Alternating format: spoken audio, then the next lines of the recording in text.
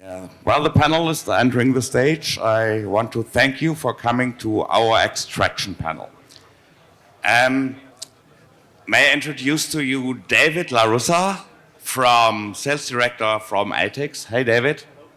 Then we have we have Zach is from SOHA Companies. Then we have Pete Patterson from Vitalis Extraction. Hi, Pete. And last but not least, we have Mike Meyerbach from Lab Society in California. Hi, Mike. Before I introduce the panelists in detail to you, I want to give a short overview of what we're going to talk about now. In the panel before, you heard a lot about extracts, you heard a lot about standardization. We have a very specific problem here in Germany because the whole plant extracts did not reach our pharmacies yet.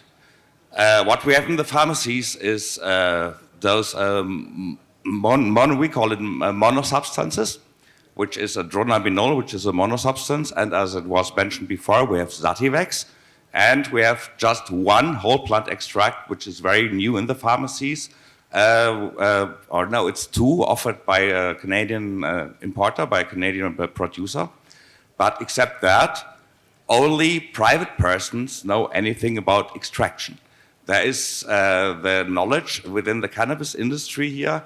The extraction knowledge is not very widespread, and so far, different from the US and from Canada, it's on a very private level, which makes a big problem when it comes to the medical use of extracts.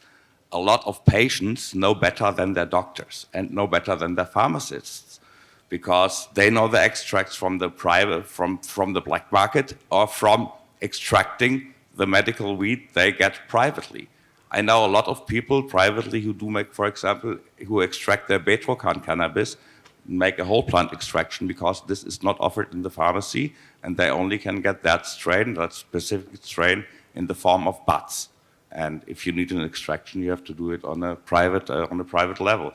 So I'm very proud to present you four experts on extraction, any of them using a different approach to extract medical cannabis.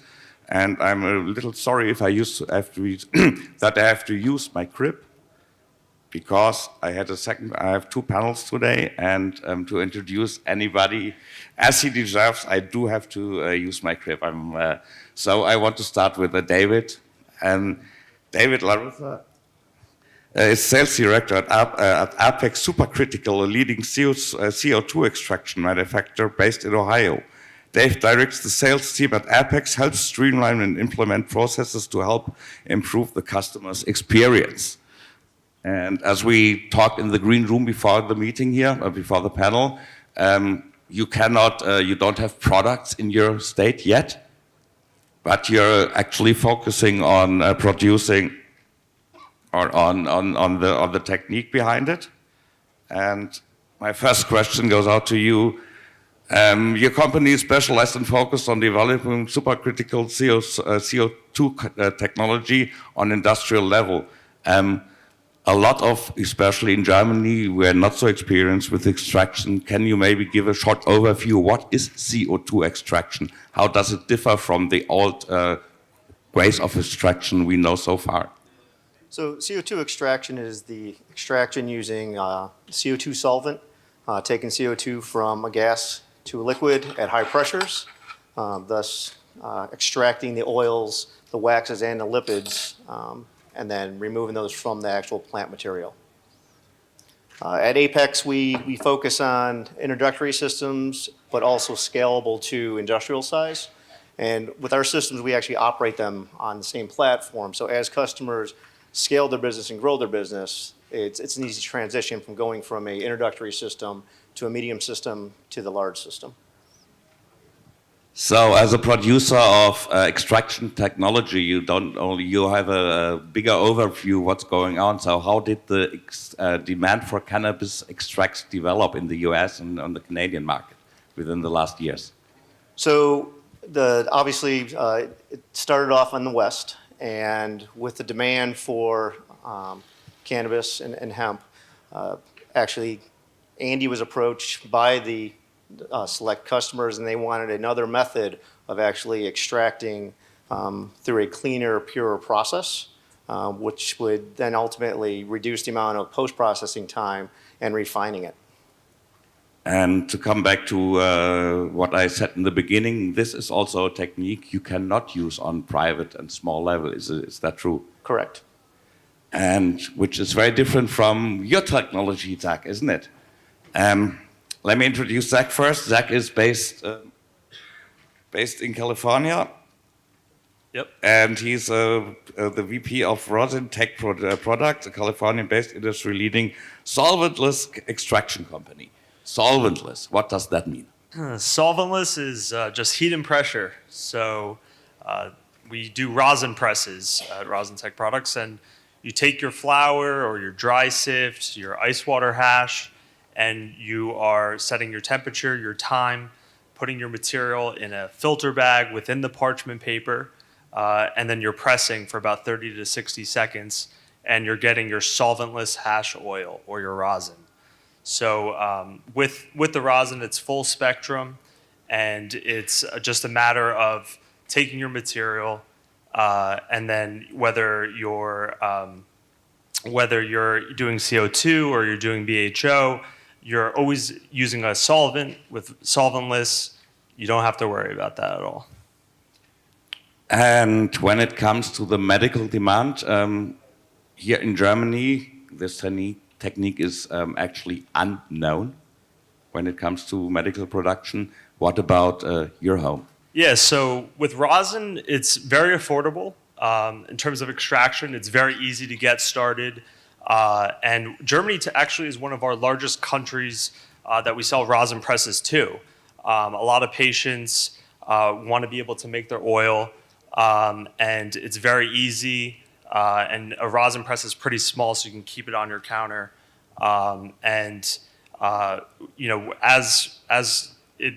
Basically rosin started about 10 years ago, maybe even a little bit longer. People started with hair straighteners. And now we've developed presses that are just a little bit more pressure, but that allow you to get the oil with less time under the heat, which allows for greater terpene retention. So with rosin, you get a really tasty end product that with ice water hash is some of the best oil out there on the market. Ice water hash would be washing your material, putting it in a freeze dryer, and then pressing it and getting your ice water hash rosin. Okay, and this is also a technique patients can use on a very small scale, can't they? Yeah, you can do. It's pretty much a connoisseur product out there. But we do work with a lot of processors all over the world who are attracted to the idea of doing solventless. Like when you go into a supermarket now and you look at your shopping cart, everything's organic with solventless. End consumers and patients are excited about the idea of having a clean, tasty, terpy end product. Okay. Pete, it's great to have you here. You founded Vitalis Extraction Technology back in 2016, and before you have 15 years of experience in varying industries, in legal, retail, manufacturing, and healthcare. And when I did some research on your homepage, I found the following. Before opening the doors on what would become the leading manufacturer of an industrial-sized supercritical CO2 extraction systems, three partners went out to extractors and asked that very question. The answer took them on a 2-year journey of research, ideation, and development. May I ask you to mention the cornerstones of the answers you found? Does this work? There we go. So I came out of the private equity side. I don't know if we have anybody from the finance world in here. Anybody interested? I guess everybody's interested in extraction. That's why you're sitting here today. I was a customer buying these systems. We looked at the space. We wanted to build just some big, gigantic machines is kind of the approach that we took. And when we looked at sort of the determining factors for these systems, there's a lot of information that's out there. There's, with the Apeks systems and Eden and Precision and all sorts of different types of extraction, we tried to say, okay, how can we normalize that a little bit and make it a little bit more understandable? So we looked at just the pillars of extraction being temperature, pressure, and flow over a certain amount of time, right? So temperature and pressures, you can vary those depending on the type of output that you want, and then increasing or decreasing your flow rate, so the amount of solvent that you're adding to the equation, to again get a different type of result. So our talk track, our basis of extraction, basis of research and design has been around temperature, pressure, and flow, and in order to decrease the amount of time that it takes to facilitate the extraction. And your company announced a cooperation with Hemp America CBD, a very big CBD oil producer. And despite hemp farming in the USA is more an exception than a rule, you can produce on a very large amounts. How come? Can you explain? Big flow, big systems, big vessels. You guys are probably seeing it as well, I would imagine. Since the Farm Bill just passed in December in the US, that has created a monster demand on the, say, CBD extraction side of it. And we're also seeing that across Europe right now. CBD is becoming far more popularized. And it seems to happen in tandem when cannabis or marijuana is being discussed. And all of a sudden, CBD is brought up along the way, even though it's been available for quite a period of time. There's hundreds of products, as we've seen by a number of different panelists, there's hundreds of products already in the industry. Really just when our customers approach us, especially with these large hemp systems, are looking for large volume. They're looking for just clean, efficient extraction processes. And that's really what's allowed us to service that side of the market pretty significantly. How would you describe the ratio between CBD, the demand for CBD and THC? So on your personal experience from your company. So right now, I'd say 40% of my customer base is extracting from hemp. And they're buying the much larger systems. So we call it the R200, which is a 100-liter extraction vessel. And some of them will stack, 3 or 4 or 5 of those side by side to be doing, a couple thousand kilos a day of hemp extraction. Oh, thank you. Yeah. Thank you very much. Now I come to our fourth expert. He is representing another technology, another method to make extraction. Michael S. Maybach has graduated in environmental chemistry and has turned his passion for developing cannabis-specific laboratory equipment into a multi-million-dollar company. And yeah, congratulations for that. And despite he's of a quite young age, he already founded a lot of companies. And your recent project is focusing on short path distillation. How does that differ from the techniques we've heard from so far? And may I ask you to explain that short path distillation? Sure. So short path distillation really is actually a method of refinement. So it actually works really cohesively with all of the extraction methods that we've discussed here today, as well as other methods of solvent extraction. The nice thing about distillation is that you can essentially render any substance, any sort of extract solvent free in the end, which is great, especially for large scale processing procedures. So through the distillation process, we're using heat and vacuum, specifically deep vacuum, to lower the boiling point of cannabinoids since they're typically very viscous and very heavy. So in order to boil them off, we lower our boiling point using vacuum, and then from there we can use fractional columns or wiped film distillation stills on the continuous side, especially with, like Pete was saying, with the Farm Bill. The scale has jumped tremendously. We started off with small units that were doing, a half kilo to, our largest small scale system does about 12 kilos per batch, to a system that does 10 to 20 kilos per hour feed rate. So obviously it's a substantial difference. And then from there, we're also looking to scale from 50 to 200 kilos per hour. So we're talking about much larger systems. But the true benefit to distillation is the creation of a standardized product. So through product development, I believe in the last talk they were mentioning that there's just so many different cannabinoids. There's so much that we need to know from the plant. The nice thing about distillation is that we can render a cannabis extract that normally would have terpenes and all these other things in it. We can render it as a sole cannabinoid fraction, which will have all of the cannabinoids present in the initial strain, initial phenotype, typical expression of that plant. And then from there, we can reintroduce terpenes and other flavonoids and other compounds to actually create an extract or a medicine that is more directed towards a specific illness. The other great thing about distillation is that you can work from a distillate into isolates. And using isolates, obviously, there's some bad connotation to that, depending on who you're talking to on the medical side, which I completely agree with. The entourage effect is definitively a real thing. But the benefit of distillation is that you can start with a very pure product prior to these processes. What leads me to my next question, because standardization is a very, very important thing, as we heard before. If a German patient enters a pharmacy and he wants to have an extract, he only gets to know the CBD and the THC content, that's all. Is your company able to produce a whole spectrum profile? Absolutely. So we don't specifically produce the products, obviously. We help manufacturers and end consumers, well, really end processors, produce products for end consumers that would have a wide spectrum of different products. The biggest issue right now, I think, especially in America, is just the lack of standardization of process and the analytical side. So as a company, we've kind of pivoted towards analytics, standardization, processing, just really trying to dial in our SOPs, not only for the GMP side, but also for just the analytical side. There's a wide spectrum of cannabinoids that all should be recognized in medicines. Not only that, but the residual solvent, the pesticide content, the heavy metal content, all of these things are really important for a patient, because if you're going to say, hey, this is a medicine, well, it better be treated as such. And in the medical world, these things are all extremely important. Dave, let me ask you another question about standardization.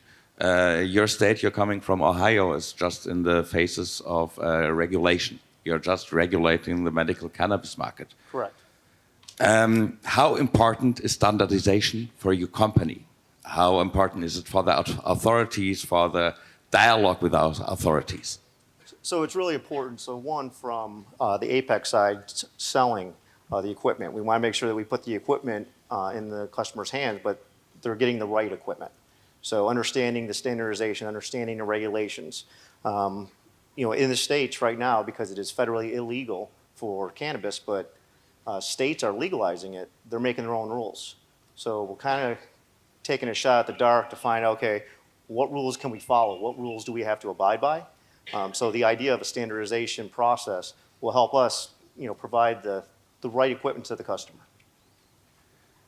And what would you say if you look at the German regulation system and compare it to the American, to the US regulation system? Here in Germany, we have good standardization, but we don't have any products.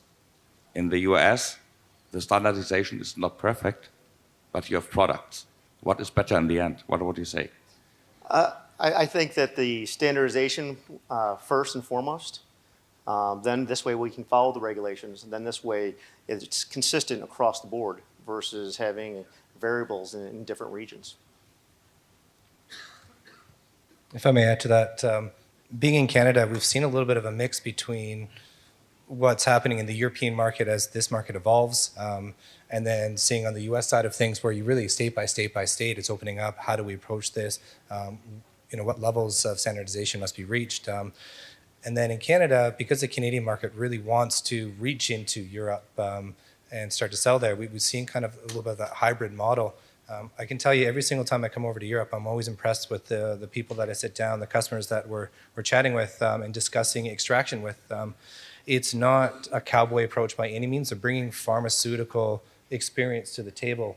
And so they're asking questions about GMP. They're asking questions about equipment certification with PED. They're making sure that, they're asking stuff about IQ and OQ and PQ, so installation qualifications, operational qualifications, performance qualifications, and making sure that their equipment's going to pass the stages or the standardizations that your German auditors are going to require to not only make that medicine, but to operate the equipment that's going to make that medicine at a standard level.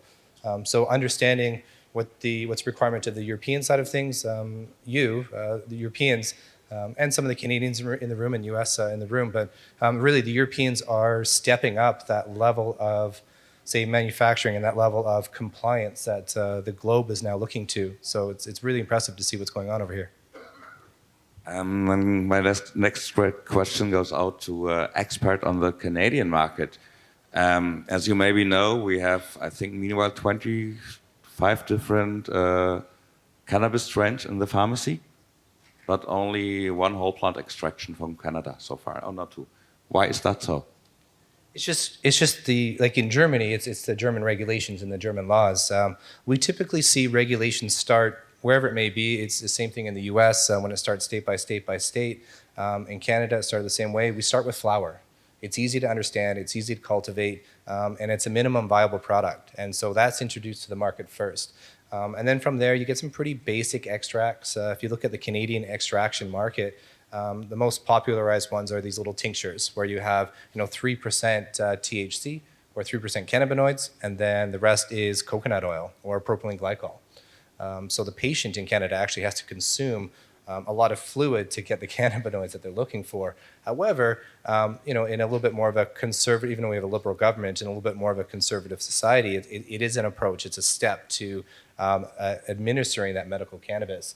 And then we'll start to see, in Canada, that portfolio of extracts evolve a little bit further, but because it's government-led, it's federally led, it's very slow and it's very conservative. In Germany, we say, or some people complain, government is over-regulating the medical cannabis law. Would you say Health Canada is under-regulating it? No, Health Canada is over-regulating it. If there's any LPs in the room, you guys would also nod your heads. There's a heavy over-regulation. However, they are commissioning committees and basically public opinion to try to understand what the public does want to see from that component. And also Health Canada, I've seen and seen some of the Health Canada regulators and representatives go down to the US and go down to Colorado, California, Washington, Oregon, for example, are some very established states when it comes to the medical and recreational markets to talk to them about different products that have been released. It may be on the side where maybe the US isn't regulated enough in terms of some of the extracts that may be allowed. You can have a gummy bear in the US that has 1,000 milligrams of THC. If you eat that, you're on your ass for 2 days. It's a conservative approach. As a patient, to be completely honest, I've never rolled a joint in my entire life. So edibles were also scary to me. I didn't know, like, if I had one, when was it going to kick in? What was it going to be like? And that's very normal for people that don't consume cannabis. And so having a small approach, a conservative approach, I think is going to build that trust within that consumer brand or the consumer market. Zach, when it comes to consumer trust, to building a brand, we have seen that the other kind of extractions are already available somehow here on our market.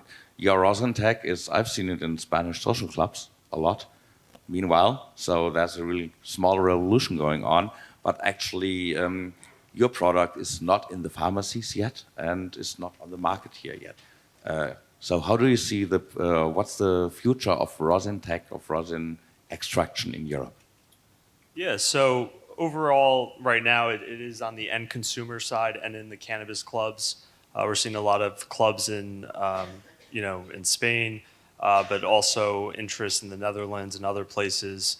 But we are seeing a lot of, like, originally when we were getting started in Europe about 2 years ago, it was the patients reaching out.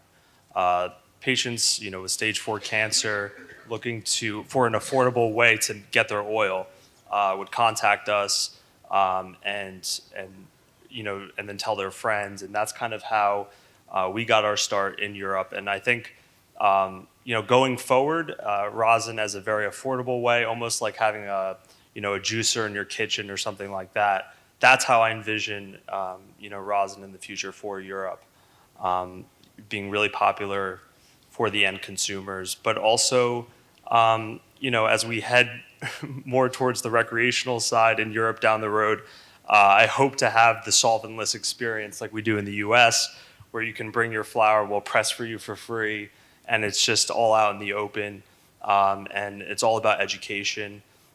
So yeah, I think down the road you're going to start to see more shows where there's more pressing going on, and people bringing their buds and you educate them, whether it's CBD flower or with THC. Yeah, I've seen it developing in Barcelona the year before. There was one booth This year, I think there were 4 or 5 booths, and they were all crowded. My last question, because time is really pushing us, goes out to Mike. We never talked about terpene extraction so far, Mike. But terpene is also something you can extract. It's not only cannabinoids, you also can extract terpenes. Tell us something about that, please. So terpenes, obviously, the boiling point is going to be very different than that of cannabinoids. The reason that you smell them is because they're boiling off. They're volatile. So the extraction methodology for that, believe it or not, CO2 actually is a fantastic way to extract the terpenes. I've seen some extremely good terpene products come from CO2 extractors. I would say that equipment on scale, which is really what my business is focused towards, is difficult because when you start to talk about terpene extraction at scale, you're involving heat, you're involving pressure, which changes the actual terpene structure itself. So at that point, it's really a question of what scale, who's actually manufacturing these terpenes, and they are a very viable product. They also have medicinal aspects to them, and I would say that terpenes plus cannabinoids are really the key to the medicine itself. But as far as the extraction methodology goes, I would say the best extraction techniques for getting the terpenes would be CO2, hydrocarbon, and actual steam/vacuum distillation themselves. Thank you very much. I'd really, really like to go a lot deeper into the materia, but time is pushing so hard. Yes, I'm so sorry. Let's hear it again for the panel. I do have one quick question. Just because you mentioned the terpene extraction, and I've seen a lot of new companies who specialize in terpenes, but they're not cannabis-derived terpenes. They're like not artificially, but created. They get terpenes from somewhere other than the cannabis plant. Are they the same? Is that the same thing? Is it different? Are the molecules different? That's a fantastic question. The cool thing about cannabis is that it has an array of terpenes. Honestly, for analytics on that side, we really have trouble determining which terpenes are in the actual plant because there's so many. I mean, there's hundreds. There might even be some that are unique to the plant itself, but what you're discussing is that, yes, absolutely, they are the same molecules. Rose hips, orange peels, eucalyptus, pretty much any plant that has a good smell, those terpenes may be found in cannabis. So what a lot of companies are doing is they're taking extracts from other plants that can be done at a much larger scale efficiently, mixing them together to mimic terpene profiles from smell cannabis. the same and taste the same, but will they have the same effect? That's the question, right? So when you actually look at the profiles on cannabis, there's so many small amounts of these terpenes that you can't really get from other plants that when in conjunction with each other, they make different effects. So it's really hard to say. It's a really great field of study. I think that's going to be something that we really need to, as an industry, push towards. Thank you. Thank you all very, very much. I really appreciate it. Let's hear it again for our panel. Very informative.